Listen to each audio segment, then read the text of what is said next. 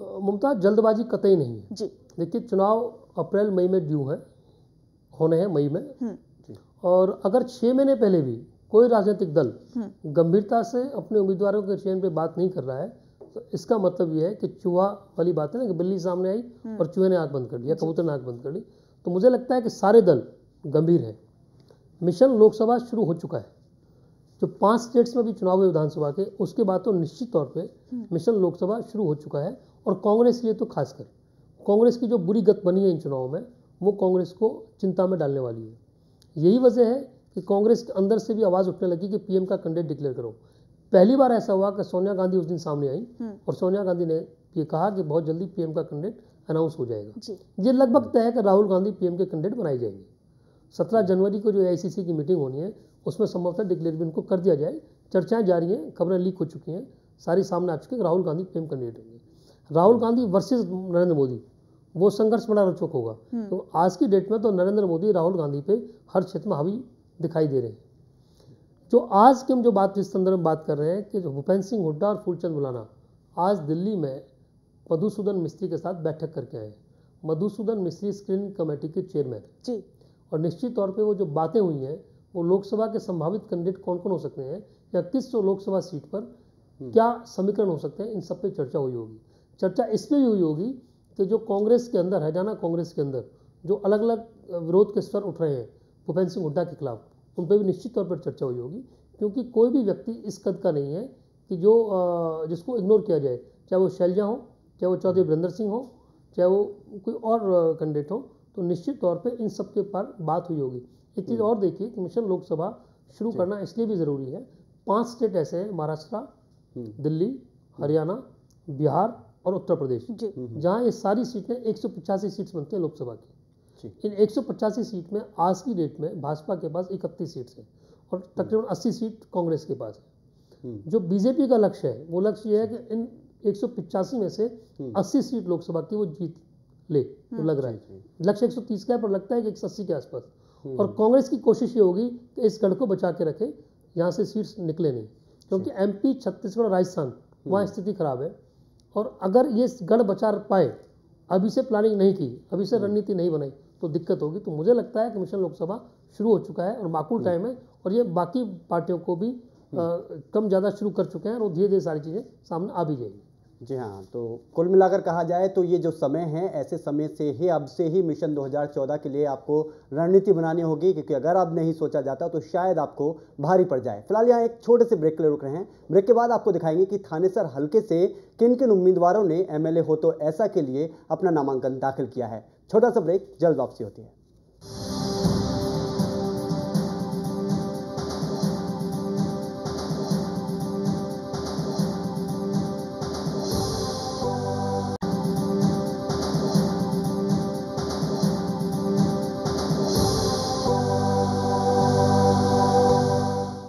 Break के बाद आपका बहुत बहुत स्वागत है। एमएलए हो तो ऐसा में अब वक्त है 11 मापदंडों के आधार पर नामांकित उम्मीदवारों को परखने का। तो आपको एक बार फिर बताते हैं कि क्या हैं हमारे 11 मापदंड। आयु, आपराधिक रिकॉर्ड कोई है या नहीं आपके खिलाफ, शिक्षा कितनी हासिल की है, पहले कोई चुनाव लड़ा है या नहीं, हल्के में निवास करते हैं या हल्के से बाहर, वाहन कौन सा रखते हैं जी, और सबसे अहम जो हमारा मापदंड है छवि और साख जी, 11वां मापदंड। इसके अलावा किसी सामाजिक संस्था या राजनीतिक पार्टी में कोई पद है या नहीं, उसी के हिसाब से अंक दिए जाते हैं। ड्राइविंग लाइसेंस रखते हैं या नहीं, वार्षिक आमदनी कितनी है। जी हाँ, तो ये हमारे 11 मापदंड हैं। थानेसर से हमारे पास कुल 18 नॉमिनेशन आए हैं। आइए आपको दिखाते हैं उन तमाम लोगों की प्रोफाइल जिन्होंने थानेसर से अपना नामांकन भरा है। इन्हें अब 11 मापदंडों पर परखा जाएगा। जी हाँ, तो सबसे पहले अशोक शर्मा, पहले उम्मीदवार जिन्होंने थानेसर हल्के से नामांकन दाखिल किया। ये है बाबूराम टाया। दूसरे उम्मीदवार, अगले उम्मीदवार धर्मवीर मिर्जापुर।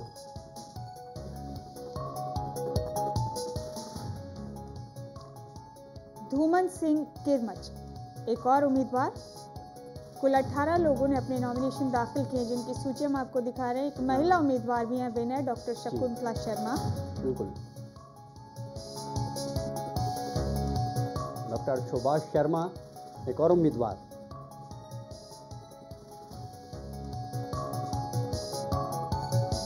गौरव शर्मा। थानेसर हल्के के सभी उम्मीदवारों की सूची हम आपको दिखा रहे हैं।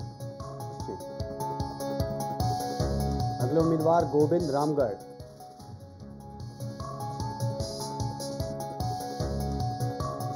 गुलशन कुमार एक और उम्मीदवार थानेसर हल्के से अपना नामांकन दाखिल करवाने वाले।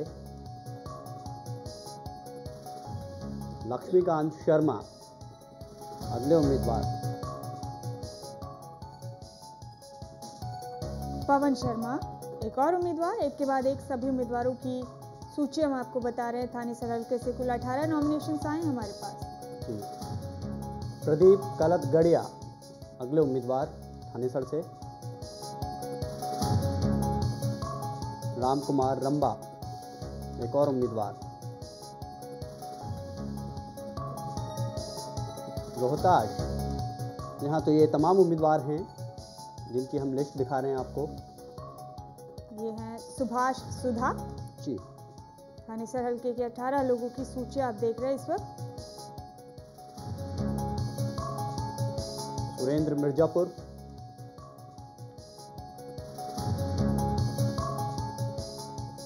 सुरेश शर्मा।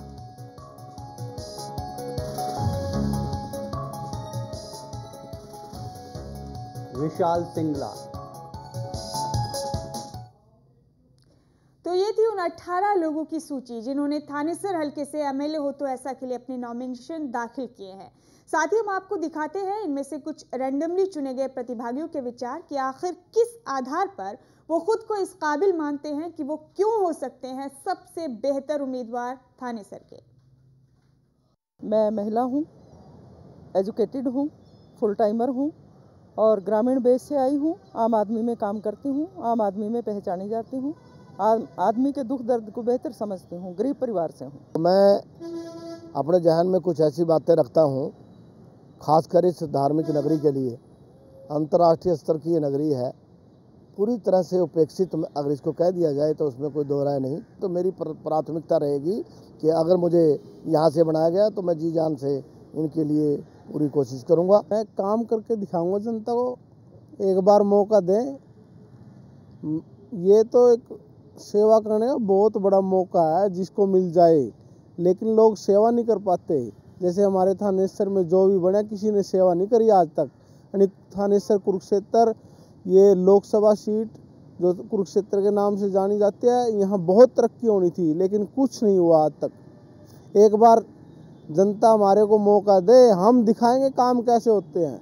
हमारी एक दिली इच्छा है कि हमारे हलके के अंदर युवाओं का भरपूर अच्छा सा विकास हो और यहाँ पर जो समस्याएं हैं, चाहे वो गली की समस्या हो या वो सड़कों की समस्या हो या हलके के विकास की समस्या हो, वो सारी की सारी हम एक इनका नुमाइंदा बन के एक हम इनका चौकीदार लगा लो या इनका एक भाईचारा लगा लो, वहाँ उनकी एक आवाज़ एक शिकायत लेके हम विधानसभा में उनकी आवाज़ उठा सकें। देखिए, मैं छात्र जीवन से राजनीति में हूँ और जनता के दुख दर्द को अच्छी तरह समझता हूँ, जनता के बीच में रहता हूँ, आम आदमी से जुड़ा हुआ हूँ। और वही आदमी जो आम आदमी से जुड़ा हुआ होता है वही पब्लिक की, जनता की जो दिक्कत है, बेसिक प्रॉब्लम्स हैं, उनको अच्छी तरह समझता है। मैं एक गरीब किसान का बेटा हूँ और किसानों के, गरीबों के, मजदूरों के दुख दर्द को अच्छी तरह से जानता हूँ और मैं हमेशा गरीबों के और मजदूरों के, किसानों के संपर्क में रहता हूँ। उनके दुख दर्द की तकलीफ़ें कहीं जहाँ मैं उनको ज़रूरत हो मैं उनके काम आता हूँ। जी हाँ, तो आपने कुछ उम्मीदवारों के विचार भी जाने और ये भी देखा कि थानेसर हल्के से कौन से 18 उम्मीदवारों ने एमएलए हो तो ऐसा के लिए अपना नामांकन दाखिल किया। जी, और इन 18 नामांकनों में से हमने पहली स्क्रीनिंग में 10 मापदंडों के आधार पर टॉप 16 यानी सुपर 16 उम्मीदवारों का चयन किया है। तो आइए जानते हैं इनमें से किसे कितने नंबर मिले हैं 10 मापदंडों के आधार पर। पहले उम्मीदवार अशोक शर्मा। जी, आप देख सकते हैं अलग अलग पैमानों में कितने अंक ले रहे हैं। 10 पैमानों की पहली स्क्रीनिंग के आधार पर 61 अंक लेते हैं अशोक शर्मा।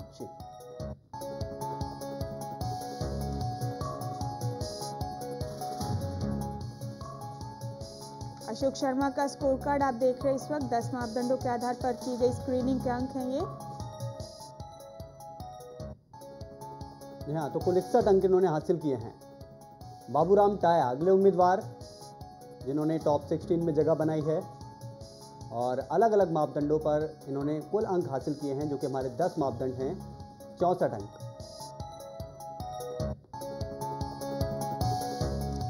बाबूराम टाया का स्कोर कार्ड आप देख पा रहे हैं इस वक्त अपनी टीवी स्क्रीन पर। अलग अलग 10 पैमानों के अंक आप देख रहे हैं। पहली स्क्रीनिंग के बाद ये अंक दिए गए हैं इन्हें। 64 अंक लेते हैं। धर्मवीर मिर्जापुर एक और उम्मीदवार जो कि टॉप 16 में जगह बनाने में कामयाब रहे हैं और 10 मापदंडों के आधार पर इनको कुल अंक हासिल हुए हैं 62 जी। यहाँ तो 18 उम्मीदवारों में से टॉप 16 की सूची हम आपको दिखा रहे हैं, जिन्होंने कि 10 मापदंड के आधार पर टॉप 16 में जगह बनाई है।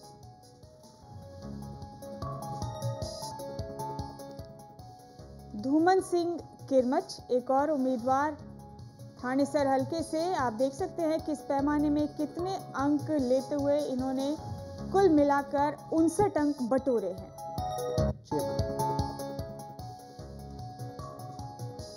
अलग अलग 10 मापदंड जिनके आधार पर इन्होंने ये अंक जुटाए हैं।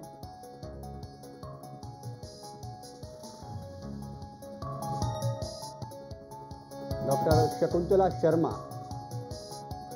और आपको बता दें कि महिला उम्मीदवार हैं और 10 मापदंडों के आधार पर इन्होंने जो अंक हासिल किए हैं वो 60 अंक हासिल किए हैं और इन 60 अंकों के साथ इन्होंने टॉप 16 में जगह बनाई जी। टॉप 16 में से पहले 8 उम्मीदवारों की सूची हम दिखा रहे हैं इस वक्त अपने दर्शकों को। विनय बेहद पारदर्शी तरीका है। ये सभी अंक सभी उम्मीदवार अपने अपने घर पर भी जोड़ कर देख सकते हैं। जी बिल्कुल। डॉक्टर सुभाष शर्मा अगले उम्मीदवार, और ये वो सूची जिन्होंने टॉप 16 में जगह बनाई है।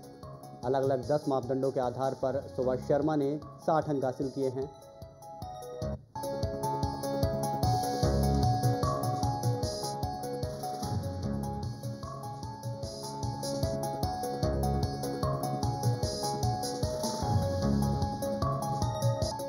ये हैं गौरव शर्मा। आप देख सकते हैं 10 पैमानों के आधार पर गौरव शर्मा ने कितने अंक लिए हैं, किस पैमाने में। कुल अंक इन्हें मिलते हैं 62। पहली स्क्रीनिंग के अंक हैं ये जो इस वक्त आप देख पा रहे हैं और इन्हीं के आधार पर 18 लोगों में से टॉप 16 चुने जाएंगे, जिनकी सूची हम आपको इस वक्त दिखा रहे हैं। पहली स्क्रीनिंग के अंकों के आधार पर 62 अंक।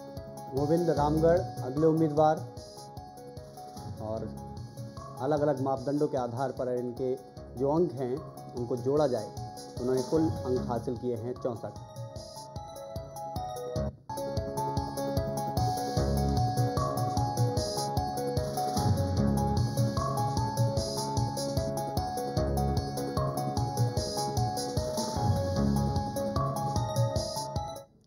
तो ये थे थानेसर हलके के टॉप 16 में चुने गए उम्मीदवारों में से पहले 8 उम्मीदवारों के नाम जो हमने आपको बताए। यहाँ पर रुकेंगे एक छोटी सी ब्रेक के लिए। ब्रेक से लौटेंगे तो बताएंगे आपको बाकी के 8 उम्मीदवार जिन्होंने टॉप 16 में जगह बनाने में कामयाबी हासिल की है। एक छोटा सा ब्रेक, जल्द वापसी होगी।